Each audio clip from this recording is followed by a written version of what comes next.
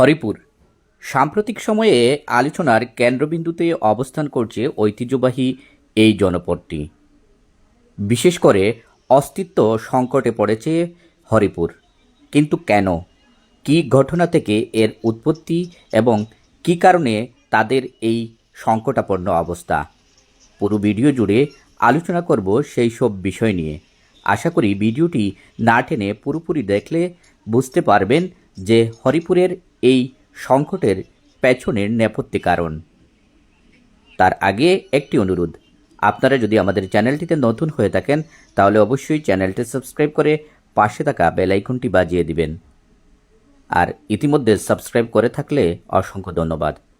তাহলে চলুন শুরু করা যাক মূল ভিডিওটি। ঘটনার সূত্রপাত চোরাই মহিষের গাড়ি নিয়ে। জৈন্তাপুর থেকে হরিপুরের দিকে আসা একটি গাড়ির সাথে ধাক্কা লাগে সেনাবাহিনীর একটি গাড়ির, এবং সেই গাড়িকে ধাওয়া করে সেনাবাহিনীর দাওয়া খেয়ে গাড়িটি হরিপুর গরু এবং মহিষের বাজারে এসে থামে। সেখানে এসে গাড়িটি পাকড়াও করে সেনাবাহিনীর সদস্যরা, আর এর থেকেই শুরু হয় ঘটনার সূত্রপাত। যখন এই গাড়িটি মহিষসহ নিয়ে যাওয়ার চেষ্টা করে সেনাবাহিনী, তখন তাদের উপর আক্রমণ চালায় কিছু জনতা।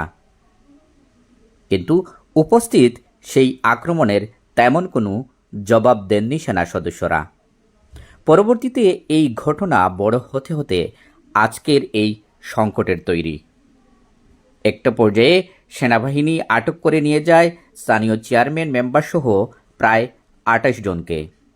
দীর্ঘ সময় তাদের জিজ্ঞাসাবাদ করে ৫ জনকে মামলার আসামি করে জেল হাজতে প্রেরণ করা হয়। বাকি ২৩ জনকে জিজ্ঞাসাবাদ শেষে ছেড়ে দেওয়া হলেও ৭০ জনের নামে একটি মামলা করা হয়, আর সেই মামলায় ৫ জনকে গ্রেপ্তার দেখিয়ে কারাগারে প্রেরণ করেন আদালত। এই ঘটনায় অনেকটাই জনশূন্য হয়ে পড়ে হরিপুরের আশপাশের এলাকায়ও অনেকটা আতঙ্ক ছড়িয়ে পড়ে। একটা পর্যায়ে হরিপুর গরুর বাজারে আকস্মিক অভিযান চালায় সেনাবাহিনী সহ প্রশাসন, এবং আপনারা দেখতে পাচ্ছেন যে গরুর বাজারটিকে একেবারে মাটিতে মিশিয়ে দেয়া হয়। বুলডোজার দিয়ে ভেঙে ছুঁড়ে একেবারে নিশ্চিহ্ন করে দেয়া হয় স্থানীয় বাজারটিকে। এই ঘটনাটি ঈদের একদিন আগে। এরপর ঈদ উদযাপন শেষেই ঘোষণা আসে মাত্র কয়েক ঘন্টার মধ্যে সিলেট তাওয়াবিল সড়কে যে স্থাপনাগুলো অবৈধ জায়গার উপর রয়েছে, অর্থাৎ সড়ক বিভাগের জায়গার উপর রয়েছে, সেগুলো কয়েক ঘন্টার মধ্যে সরিয়ে নিতে হবে। যদি না নেওয়া হয় তাহলে সেগুলোও ভেঙে দেওয়া হবে। যেই কথা সেই কাজ। অবশেষে সেখানেও বুলডোজার চালানো হয় প্রশাসনের পক্ষ থেকে। নিমিষেই গুড়িয়ে দেওয়া হয় সিলেট তাওয়াবিল সড়কের দুপাশে স্থাপিত অসংখ্য ব্যবসা প্রতিষ্ঠানের ঘরগুলো।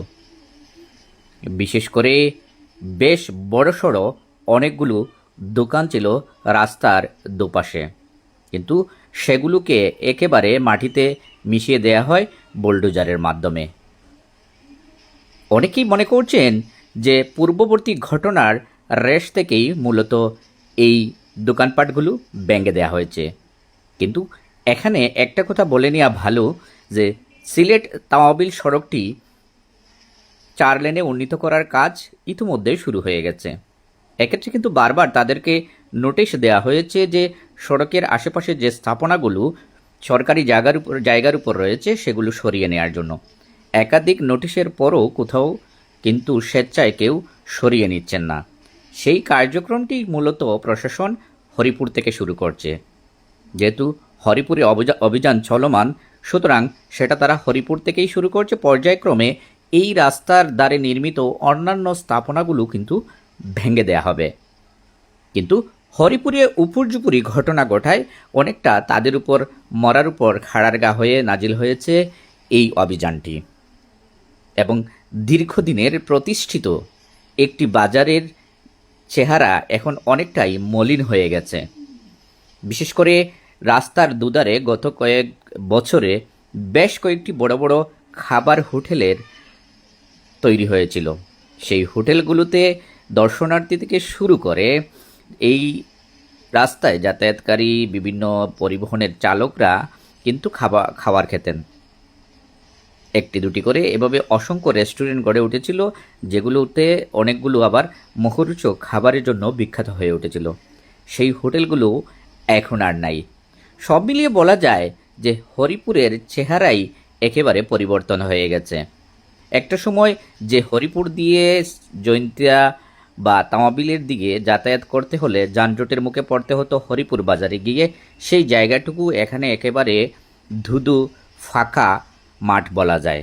কারণ চারপাশে কোনো স্থাপনার অস্তিত্বই এখন আর নেই। সবগুলোই একেবারে ভেঙে চুরে মাটির সাথে মিশিয়ে দেয়া হয়েছে। এই ক্ষতি কাটিয়ে ওঠা যদিও অনেকটা কঠিন, কিন্তু তারপরেও এখানে থাকার কোনো সুযোগ নেই। ওই কারণে যেহেতু রাস্তাটা বড় হবে, রাস্তার জায়গাটুকু ছেড়ে দিতে হবে, আজ হোক কাল হোক সেটা তাদেরকে ছাড়তেই হতো। কিন্তু সেটা একসাথে হয়ে যাওয়ায় গরুর বাজারের সাথে সড়কের আশেপাশের স্থাপনা দুটা সব মিলিয়ে এই জনপদটা একটু হুট করে বিপদের মধ্যে পড়ে যায়, এবং সেই সংকট তাদের কাটিয়ে উঠতে অবশ্যই সময় লাগবে। কারণ দোকানের সংখ্যা একটি দুটি নয়, এখানে অসংখ্য দোকান ছিল, যে দোকানগুলোর অস্তিত্ব এখন আর নেই। যে দোকানকে ঘিরে অনেকে ব্যবসা বাণিজ্য সাজিয়েছিলেন বা অনেকে ব্যবসা করছিলেন, প্রতিষ্ঠিত ব্যবসায়ী হয়ে উঠেছিলেন, তাদেরকে আবার নতুন করে ব্যবসা শুরু করতে হবে, নতুন করে খুঁজে নিতে হবে দোকানের জন্য জায়গা, প্রতিষ্ঠিত করতে হবে নতুন দোকান। সব মিলিয়ে একটা গভীর সংকটের মুখে হরিপুরের ব্যবসায়ীরা। এখানে আবার ভিন্ন আলোচনা হচ্ছে, যে কারণে এই ঘটনাটা ঘটছে, যে যারা বা যাদের কারণে এই ঘটনাটা ঘটছে তারাও কিন্তু তাদের বিচারের কাঠগড়ায় এখন দাঁড়িয়ে গেছেন। অনেকেই বলছেন গুটি কয়েক মানুষের অপকর্মের খেসারত এখন পুরো এলাকা তথা বাজারের ব্যবসায়ীদের দিতে হচ্ছে। তারা কোনোভাবেই মাত্র গুটি কয়েক মানুষের কুকর্মের বা তাদের অপকর্মের কারণে তারা এই ক্ষতিটা কোনোভাবেই মেনে নিতে পারছেন না। সব মিলিয়ে বলা যায় হরিপুরের এই সংকট কাটিয়ে ওঠা অনেকটাই সময় সাপেক্ষ ব্যাপার হয়ে উঠবে, এবং আগামী দিনগুলোতে তারা এইসব প্রতিষ্ঠান কোথায় স্থাপন করবেন সেটাও একটা দেখার বিষয়। কারণ অনেকে ব্যবসায়িক মালামালগুলো নিজ দায়িত্বে নিয়ে এখন নিজের হেফাজতে রেখেছেন।